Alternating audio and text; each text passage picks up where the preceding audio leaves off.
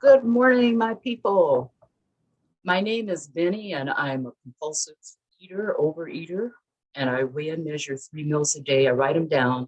I call them into my sponsor. I do not eat in between my meals, and my abstinence is the most important thing in my life. And when I say that, I'm thinking of a friend that, oh boy, does she go off when people call abstinence a thing? It's not a thing. It's not. But being the researcher that I attempt to be, I looked up the definition of thing, and abstinence can be a thing. It can be a thing that that's saving my life. Anyway, I won't go into that. My abstinence date is September the 28th, 1997. And I came to a gray sheet meeting, and it was not my intent to stay. I really, I wanted the food plan because I was in a different program and I had been in that program from 1990 until I came to Gray Sheet. That's 7 years, 1997. I had 6 months of back-to-back abstinence in 7 years. But the first 6 months that I had that, I had a clear head. What happened in that program was it was with exception. And my sponsor that I got told me, don't add the grains back because we could have grains. And I listened to that for a while. And then I had a very good friend in that program, and we started going out to eat. Didn't have to weigh and measure when we would go out to eat.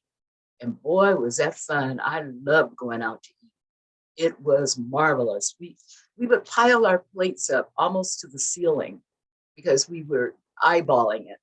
And then we would ask for our grain on the side and put our allotted fat on that. And people in the restaurant, I can still remember, they would stare at us because we were eating, it was like a mound of food. Let me tell you a little bit about my history. Everybody has a different history. I get tired of my history, but since we have a program of honesty, openness, and willingness, I cannot lie and change it. So this is the real deal, the truth. That's what I need to do, is tell the truth. The truth is, I was, I think, a normal looking kid up until around the age of maybe 3 or 4. I can't remember. I think it was 4. But my history includes molestation, which occurred to me when I was a little girl. I also learned how to take things that didn't belong to me. And thank you, thank you. I got caught when I was young and got a chance to find out what happens when you do that, and to meet some interesting people that have badges, and a guy in a black robe. And I am forever grateful for that. It used to be very shameful because that's not what my family did. But if it hadn't happened, I think that I would have grown up thinking that that was the way to do it. And I would have maybe had in my adult life a chance to be incarcerated or something like that. And I wouldn't want to do that. I found out what that's like because I actually went into the field where I was in law enforcement. I kept eating and eating. I had a friend that we would go out and eat with and that type thing. Also, when I was in, I need to mention, when I was in the other program, I kept trying to get that honeymoon period back, but I did not actually realize that it was grains. I thought that was sort of silly because I remember one lady came to a meeting and she said something to the effect that she didn't eat grains, she didn't eat, let's see, what is it?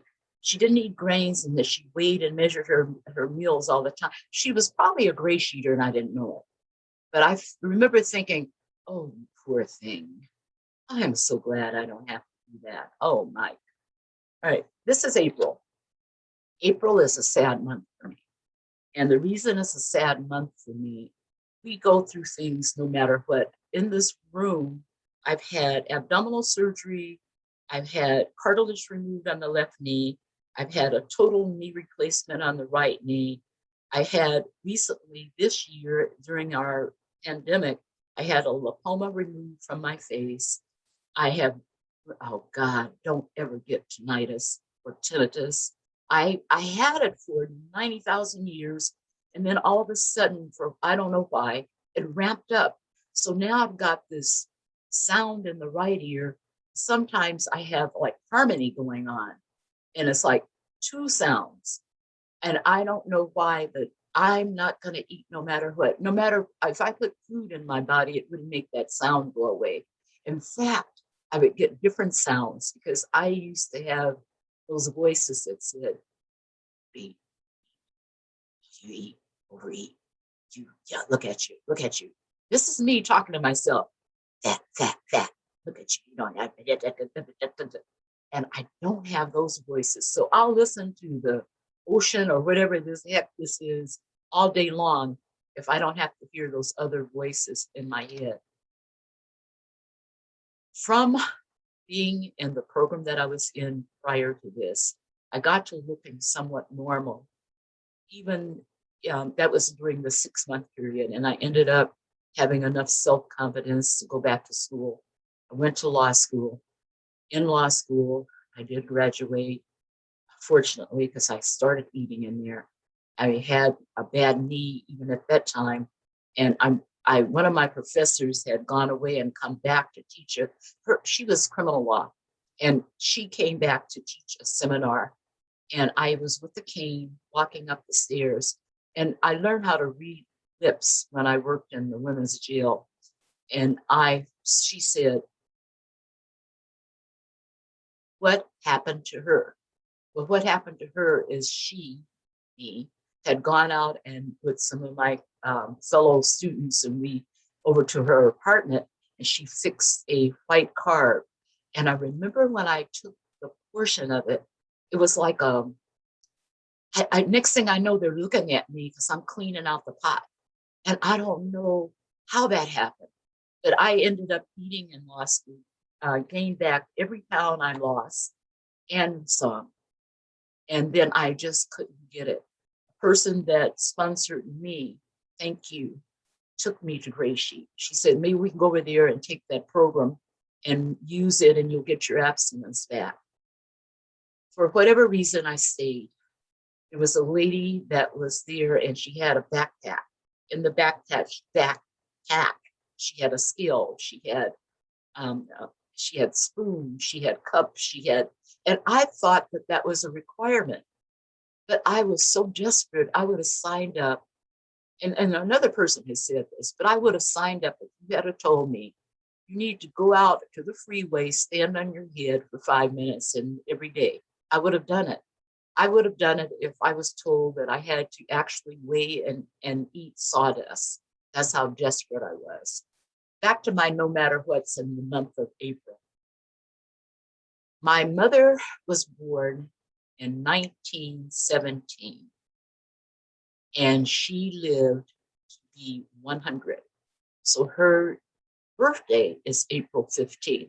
My mom was a hoot. You would have really liked talking to her, but she would tell people, yeah, my birthday is April the 15th. That's the day you pay your taxes. And then another thing that happened to me, unfortunately, in April is April 10th is the burial date for my only child. And I went through that process in these rooms. And my then sponsor, I remember calling, and I committed my food and I ate my food. During the time that I had the knee replacement, I was in GreySheet. People came to visit me. They brought me food. They brought me love. I remember that, and I will forever be grateful. When my son died, people, they supported me. There was a group that I'm in, and I'm still in it, a writing group. They contributed some funds. There was also another friend of mine in this program that helped me out financially. Not that I needed to pay for his burial, that was taken care of, but I was making the trip from here to Indiana, and the burial actually occurred in California, but I went to Indiana before he died. And unfortunately, I got to witness his first heart attack and help with the CPR. That was something I would not wish on anyone. I had a godchild, and she had died, and her mom had called me, and I remember thinking, how in the world is she going through this? And I did not know that I would find out how she went through it. We do it. I don't care. 5 minutes. Okay, thank you. I don't care what happens to you in your life. There is a way to go through it. Through it. Unfortunately and fortunately, we get to feel everything. Get to feel extreme joy. There's some things that have happened to me that have just made me cry with joy. There's things that have happened to me that's made me cry with sorrow. I love babies. I love animals. I get people show me their grandchildren or their children. My face just goes, I melt. I love little people. I love little furry creatures. I really do. I don't care what they are. You could have a pet mouse and it would make me happy. I really mean that. I love creatures. But because of Gray Sheet, I get to use what I call discernment. Even if I didn't care for, say, for instance, cats, because some people don't, I would not go, and make a sound and jump away. I remember taking my cat with me in my car once, and I'm sitting there with my cat, and we're in the car, and this lady passed by, and she made this comment about, "Oh, did you see that ugly cat?" And at that time, I wasn't in Gray Sheet, and I think may have made a comment that he looked better than she did. I can't remember. I'm one of those. I have a mouth. There are some other things that I've done when I've been eating and I didn't share them, but that's for another time. I just want to say that I'm glad that I'm here. I woke up and I thought I was going to be able to do something, but I had somebody call me with a problem that they were having in our program, and I didn't feel that great when I got up. And you know what? I feel fine now. I was able to take my head off of me and I listened to what they were going through in their life, and I forgot about me. So I guess the goal is this: weigh and measure your food, be kind to others and to yourself, listen to other people, do the best you can as a human on this planet, share with the other humans, be kind. That's my thing. Kind, kind, and be present. So thank you very much. I'm so happy to be here with you, and we don't eat no matter what. Thank you.